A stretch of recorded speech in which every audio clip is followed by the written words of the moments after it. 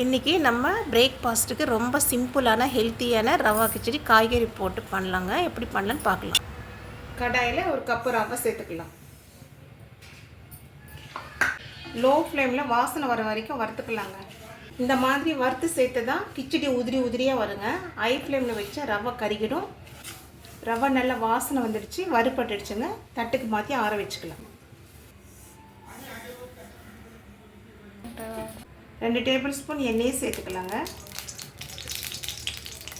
எண்ணெய் சூடானது 1/2 டீஸ்பூன் சோம்பு சேர்த்துக்கலாம்.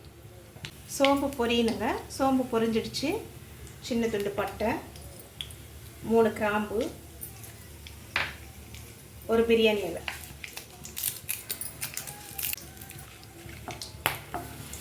இப்போ ஒரு பெரிய வெங்காயம் இந்த மாதிரி ஸ்லைஸாக கட் பண்ணி சேர்த்துக்கலாம்.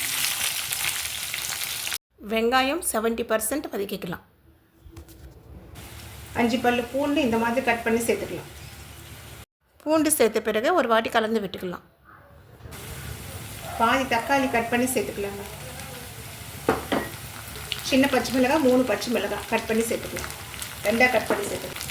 பீன்ஸு ஒரு 5 பீன்ஸு, சின்ன கேரட்டு 1 கட் பண்ணி சேர்த்துக்கலாம்.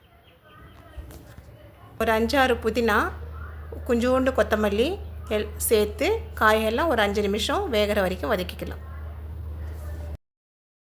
1/4 டீஸ்பூன் மஞ்சள் தூள் சேர்த்து ஒரு வாட்டி கலந்து விட்டுக்கலாம். 1 கப்பு ரவைக்கு 2 கப்பு தண்ணி சேர்த்துக்கலாம்.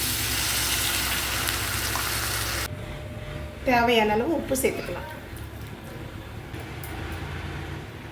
ஒரு கொதி வர வரைக்கும் வேக வச்சுக்கலாங்க.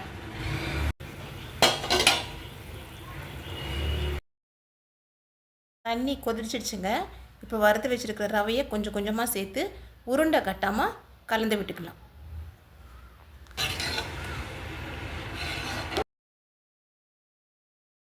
மூடி போட்டு லோ ஃப்ளேமில் 3 நிமிஷம் வேக வச்சுக்கலாம்.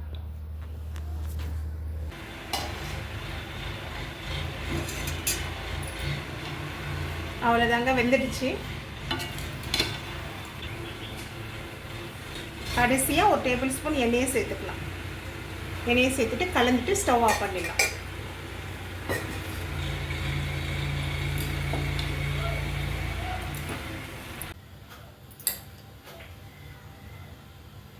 அரை மூடி தேங்காய் துருவி எடுத்துக்கலாங்க. மிக்ஸி ஜாரில் சேர்த்துடலாம். ஒரு சின்ன வெங்காயம் 1, ஒரு 3 பச்சை மிளகாய். உங்கள் காரத்துக்கு ஏற்ற அளவு நீங்கள் சேர்த்துக்குங்க. அது காரம் குறைவாக தான் இருக்குது. ஒரு 2 டேபிள் ஸ்பூன் அளவு உடச்சக்கடலை சேர்த்துக்கலாம். பொட்டுக்கடலை. கொஞ்சமாக இஞ்சி சேர்த்துக்கலாம். கொஞ்சோண்டு புளியை சேர்த்துக்கலாங்க. தேவையான அளவு உப்பு சேர்த்துக்கலாம். பல்ஸ் மோடில் வச்சு அரைச்சிக்கலாம். இப்போ கொஞ்சமாக தண்ணி சேர்த்துக்கலாம்.